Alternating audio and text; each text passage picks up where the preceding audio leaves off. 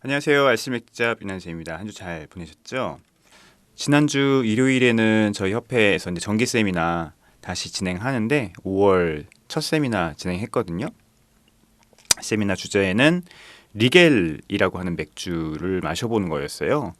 리겔 맥주 아우크스부르크에 있는 양조장이고요.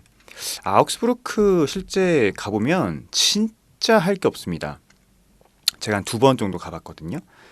아우크스부르크는 진짜 조용한 도시고요. 그렇다 할 펍이나 이런 것들도 발견하기 좀 힘들고, 아우크스부르크가 유명한 거는 그거잖아요. 우리나라 사람들한테는 그 예전에 구자철 선수 축구팀, 그리고 아우크스부르크 화이라고 하는 루터의 이제 종교 개혁이 결말이 나는 그런 곳이었죠. 카를 5세가 아우크스부르크 화이를 통해서 개신교를 인정을 하죠. 루터의 영향력을 인정을 하면서 개신교를 인정하는 그 어떤 회의가 열렸던 곳이 바로 아우크스부르크예요. 그런데 맥주로는 그렇게 유명한 도시가 아니거든요. 근처에 뮌헨도 기차로 한 40분이면 가고, 또 조금만 올라가면 뉴른베르크, 밤베르크 비롯해서 아주 멋진 맥주 도시들이 많기 때문에 상대적으로 아우크스부르크는 맥주를 마시러 가기는 조금 그런 곳이에요.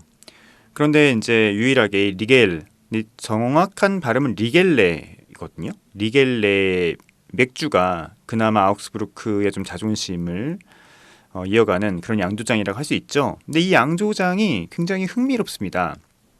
원래는 14세기부터 시작됐다고 하는데 어쨌든 그거는 이제 시작일 뿐이니까 어쨌든 이 양조장은 필스너나 바이스비어 같은 굉장히 독일 정통 맥주를 만들어 왔던 곳이거든요.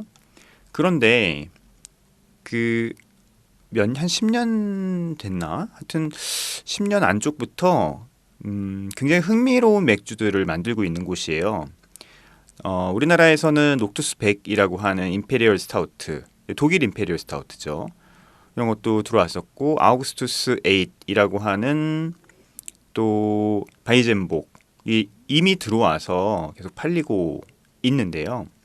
최근에 8종의 어떤 그 크래프티한 맥주들을 이렇게 출시를 했어요. 그러니까 각자 출시한 것들 8개 묶음으로 파는 그런 세트를 출시를 해서 한국에서 팔렸는데, 그거 제가 한국에 들어오자마자 구매를 해서 한꺼번에는 못 마시고 하나하나 좀 마셔봤었거든요. 그런데 굉장히 흥미롭더라고요. 독일 크래프트 맥주라고 하는 그런 어떤 가치들을 좀 보여주고 있는 그런 맥주들이 아닌가 싶어 흥미로워서 요번에 저희 정기 세미나에 8종의 맥주를 한꺼번에 시음하고 토론하는 시간을 좀 마련을 했습니다. 그래서 7분 정도 참여해 주셨고요. 이렇게 조금 단순 시음회가 아니고 토론까지 하는 그런 세미나는 한 6, 7분이 저는 제일 좋더라고요. 10명이 넘어가면 너무 힘들고 또 두세 명이 하기는 너무 작고, 그런데 한 7분 정도 오셔가지고 아주 흥미로운 그 테이스팅 세미나를 가졌습니다. 가장 흥미로웠던 거는 두 도펠복이에요. 아토르 20인가? 아토르 19하고 오리스 20인가? 바뀌었나? 하여튼 헷갈리는데, 어쨌든 하나는 완전 정통 독일의 도펠복을 표방하고 있다면 나머지 하나는 똑같은 효모를 썼습니다. 사크라미세스 칼스버겐시스 3470, 이 라거 효모거든요. 전형적인 라거 효모인데 요 똑같은 효모를 썼는데 하나는 또 밝은색 도펠복이라고 해서 출시를 했어요. 리겔레에서는 두 개는 쌍둥이 맥주다, 색깔만 다르다 이렇게 얘기했지만, 실질적으로 시음을 해보면 밝은색 도펠복 비어는 굉장히 뭐랄까요, 규정하기 힘든 그런 향미를 갖고 있어요. 만약에 제가 세미나에도 얘기했지만 이 맥주를 도펠복이라고 하는 것을 미리 인지하지 않고 그냥 테이스팅을 했으면 저는 거의 벨지안 골든 스트롱 에일에 아마 한 표를 던졌을 거예요.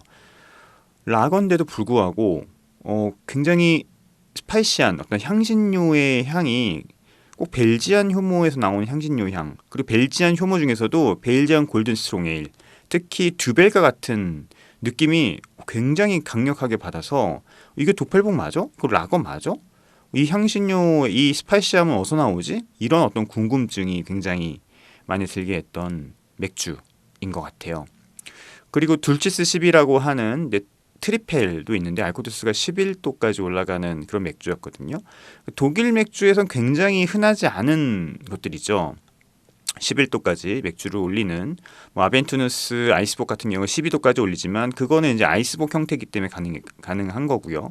그런데 트라피스트 에일 효모를 써서 트리펠 효모를 써서 11도까지 올렸고 물론 그 가운데는 효모만 갖고서는 올린 것도 아닐 거예요. 근데 중간에 당이 들어갔겠죠. 어쨌든 그런데 가장 트리페일이라고 표방한 맥주에서 나오는 아주 뚜렷한 향이 바나나 향 그리고 향신료 향이 있는데 후추 향보다는 약간 정향의 느낌이 좀 가까웠거든요. 그래서 그의 맥주도 제가 이제 그렇게 말씀을 좀 드렸어요. 만약에 이 맥주를 우리가 트리페일이라고 인지하지 않고 그냥 블라인딩을 했었으면 저는 바이젠복이라고 얘기했을 가능성이 좀 높다. 물론 단맛이 굉장히 강했기 때문에 많은 의심을 했겠지만 뭐 트리펠도 이렇게 단맛이 강한 맥주는 아니니까요 원래 뭐 바이젠복 같은 경우도 뭐 단맛이 있긴 하지만 단맛이 있습니다. 묵직하게 있지만 둘치스 12는 거기에 비해서 단맛이 굉장히 세거든요. 그럼에도 불구하고 향미와 색깔이나 모든 것들이 가리키는 방향은 바이젠복이었어요. 밝은색 바이젠복. 근데 이제 트리펠 효모를 사용을 해서 했기 때문에 우리는 그걸 이제 트리펠이라고 얘기할 수 있겠죠. 어쨌든 굉장히 흥미로운 맥주들 8종을 한꺼번에 마시고 그리고 이제 2개씩 페어링을 해서 4종을 네 세트를 시음을 하면서 독일 크래프트가 지향하는 가치가 무엇이고 리겔레가 말하고자 하는 게 무엇인지 한번 얘기를 해보는 시간을 저번 주에 가졌습니다. 흥미로웠고 저희가 이제 될 수 있으면 매달 이렇게 테이스팅 세션을 좀 가지려고 해요. 그렇게 세션 있을 때마다 많이 좀 관심 가져주시고 일단은 1차적으로는 저희 이제 비어도슨트들 대상으로 하고 있거든요. 그런데 저희가 일반 참석하시고 싶은 분들한테도 일부 자리를 좀 열어놓을 테니까 기회 되시면 참석하시면 아주 많은 것들을 얻어가실 수 있는 그런 기회일 겁니다. 전문가 테이스팅은 어떻게 기획해야 되고 어떤 방향으로 하고 또 어떤 이야기가 오고 가는지에 대해서 경험하실 수 있는 기회일 테니까 먼저 우리 비어도슨트 분들 먼저 많이 참여해 주시고요.